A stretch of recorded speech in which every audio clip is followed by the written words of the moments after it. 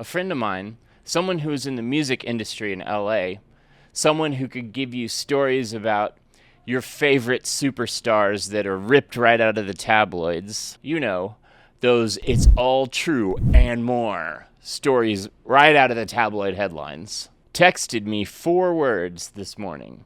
Dubai is Vegas East. And I thought, yeah, that's one way to put it. 2 desert cities with contradictions within themselves, originating in a place where humanity built cities where humans are probably not supposed to live.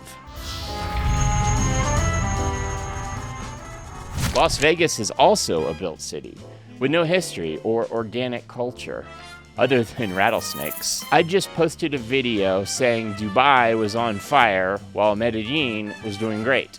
Sure, the timelines are separated, but it's worth sitting with that irony for a minute. Medellin, once the most dangerous city in the world, in the days of the guy many would like to forget, but Netflix won't let us, you know who, a place that has spent decades building an authenticity away from that identity and become a beautiful and green and safer place to live. Don't get me wrong, you can still find danger, especially if you go looking for it, but the improvement is real and it's been studied around the world. And Dubai, the squeaky clean, nothing bad happens here, capital of safe investment and inspirational life content, is on fire. Literally, one city got away from the bombs and the other just got introduced to them. Both popular cities in content creation in the digital nomad worlds. Vegas East, huh? His private comment was a cutting bit of precise cultural criticism. But today I want to talk about our favorite desert miracle, Dubai. What it is, where it's from, and what it symbolizes. Because Dubai right now is revealing something about a strange part of the internet.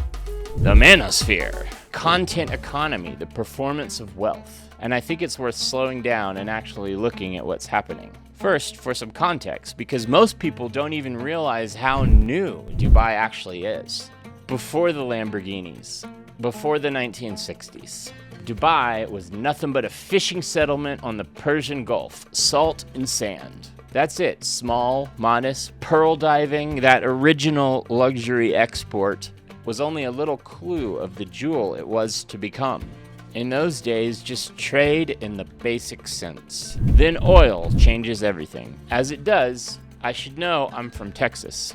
And from the 1990s onward, the transformation approaches something almost science fictional. In roughly 1 generation, a city wills itself into existence and is then anointed by Saint Tom Cruise. The Burj Khalifa, the Palm, indoor ski slopes in a desert, a metro system, an international airport that becomes one of the busiest in the world. It's a great location for stopovers from Asia or Australia to Europe. They have luxury showers and massages in the airport, as you would expect. That's genuinely extraordinary. Whatever you think of the model, you have to acknowledge that ain't nothing. But there's a thing about building a city that fast, from scratch. Not to mention on the labor of the South Asian migrant workers, largely from India, Pakistan, Nepal, Bangladesh, whose conditions have widely been described as approaching slave labor, and the constant oxymorons of a society that has its own ancient moral codes, often greatly at odds with the Vegas-esque side of the identity. There's no organic culture underneath it, no centuries of neighborhood history. You don't go visit your grandparents or go see the house you grew up in. Doesn't exist. There's no slow accumulation of identity. Dubai was engineered as a product. And like any product, its value depends on its brand. And the brand was simple. Safety, stability, spectacle, where nothing bad happened. If you could just get there. And that promise attracts a very specific person. Even if you haven't seen the documentary Inside the Manosphere by Louis Theroux, and if you haven't, it's worth your time, you already know the broad shape of this world. Here we go. The primary audience for Manosphere content is, well, not men. I don't mean to say that as an insult. I mean literally, they're not men. They're boys. age 13, 14, 15. Kids who learned the word masculinity yesterday and are already finding Andrew Tate in their algorithm before they find something else. My heart goes out to the modern parents of know-it-all teens who what all they know is this sort of stuff. The content is built for that audience. Simple, binary, heavy on spectacle, light on nuance, conspiracy theories dressed up as forbidden truth, recycled hatred packaged as red pills. Did they even know the writers of The Matrix came out as trans? Both Wachowski sisters? That would blow their minds. They wouldn't be able to handle that. There's your irony of the day. Nothing genuinely new because the well is so shallow, where the whole ecosystem runs on performance, not presence. And Dubai became the set. Think about what that content looks like. Rented Ferraris in front of glass towers, rooftop pools, table service, the aesthetic of having arrived somewhere other people can't access, aspirational content for teenage boys whose Hot Wheels have come to life, who are still navigating that awkward teen caste system where visibility equals validity. Then it gets stranger. Looksmaxxing. Men getting cosmetic surgery to approximate a particular facial structure that is beneficial for the algorithm. Hacks above authenticity. Leg-lengthening surgery. An actual medical procedure that adds inches to your height.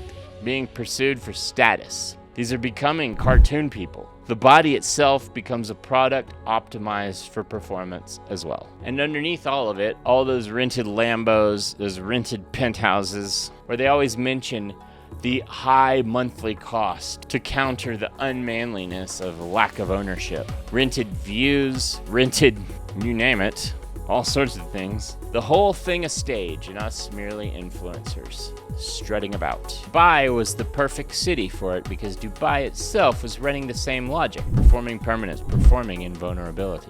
And then, like any good play, a twist. Drone attacks. Content creators started getting arrested for posting about the war, charged with crimes for what they're putting online. The city that hosted that performance, that provided that backdrop, the lighting, the setting of all this aspirational content, turns out not to protect the people performing inside it. The machine eats its own promoters. The city is a mirage. The Manosphere is a mirage. And all the content coming out of it, the Ferraris, the penthouses, the proof of arrival, that's all a mirage also. Mirages don't have to disappear to keep working. They just have to flicker. The entire brand was built on one promise above all else. Safety, stability. Nothing bad happens here. The drone attacks haven't destroyed the city, far from it, but they've pierced something. That image of invulnerability that was always doing the heavy lifting has taken a hit it didn't see coming. Money is mobile. The people who parked their wealth in Dubai because it felt permanent are asking new questions. The content creators who built their aesthetic around Dubai's skyline are finding that the city doesn't have their backs. As long as Dubai controls the image holds. Like the Wizard of Oz. The moment it doesn't, the money asks. It is asking now where else it might go. The teenage boys watching from their phones in their bedrooms are watching the set fall apart in real time. Which is, and I say this really without any satisfaction, but it's telling. Because it raises the question this whole ecosystem was designed to avoid. The whole oxymorons that city is, built on a religious Islamic backbone while presenting itself as something else entirely. Saying it's free, but arresting people and jailing them indefinitely for things like infidelity and drug crime when you know the sex and drug supply is well supported. What is actually real here? And look, I'll give Dubai this much. It's a lovely place to stop over if you need a break between other destinations. The whole Manosphere runs on one image, the red pill. You take it. You see reality. You decide women are to blame, like people blame the downfall of man from Eve eating an apple. You are under control, and you need to break out of that prison controlled by... But you don't know. You can't name them. Sam Smith? Really? It's the Jews' fault? The gay mafia? It's the so-and-so secret satanic cabal's fault. These are like just those fun, here's what's actually happening in things that kids whisper to each other in class to seem cool and seem like know-it-all. Being done by men. The red pill is supposed to be truth. You set up your own rules and how the world works. Your own Ferraris and rooftop pools and OnlyFans creators as trophy girlfriends. Everyone selling each other. And the arrested content creators. And the teen boys in the prison of their own bedrooms under the rule of mom and dad. Before they have a driver's license, thinking that what they see on their phone screen is the truth and the reality. But there's another scene in The Matrix. The one with the steak. Cypher is eating it, remember? Knowing it isn't real. Knowing that the Matrix, the Mirage, is feeding it to him. And choosing bliss anyway. Choosing to believe the lie. The red pill men escaped nothing. All they did was redecorate the simulation to prey on the system. They are the cabal.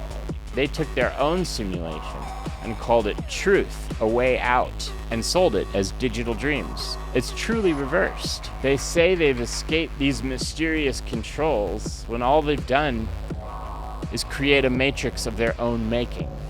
And Dubai was the perfect city to build it. A city that was always about performance. A desert that learned to look like a skyline.